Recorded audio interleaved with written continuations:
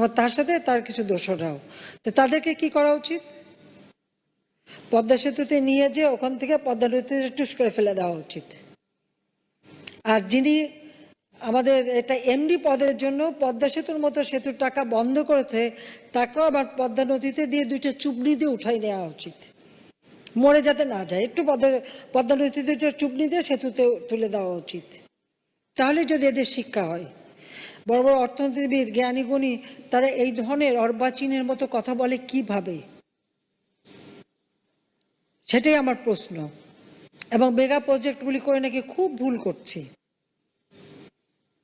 তারা এসে বসে থাকে আর আমার তৈরি করা সব টেলিভিশনে যে কথা বলে বিদ্যুৎ সরবরাহ করি, সেই বিদ্যুৎ ব্যবহার করছে। আজকে ডিজিটাল বাংলাদেশ করে দিয়েছে, ইউনিয়ন পর্যায় পর্যন্ত ব্রডব্যান্ড চলে গেছে, স্যাটেলাইট বঙ্গবন্ধু 1 উৎক্ষেপণ করেছি, সেটা নিয়েও তো এত টাকা দিয়ে স্যাটেলাইট করে কি হবে?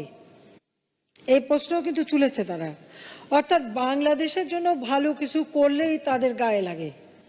কেন?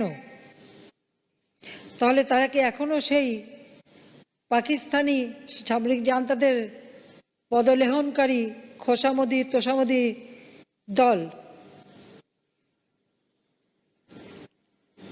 গালিটালি দিই না, দিতে ইচ্ছে দেওয়ার রুচিও নাই, তবে একটু না বলে পারি না যে পাকিস্তানি হানাদার বাহিনী যেভাবে বাংলাদেশের মেয়েদের উপর নির্যাতন করেছে, গণহত্যা চালিয়েছে, অগ্নিসংযোগ করেছে, পোড়ামাটি নীতি নিয়ে বাংলাদেশকে ধ্বংস করতে চেয়েছিল, সেই পাকিস্তানিদের পদলেহনকারী সারমেয়র দল এখনো বাংলাদেশে জীবিত। এটাই হচ্ছে দুঃখজনক।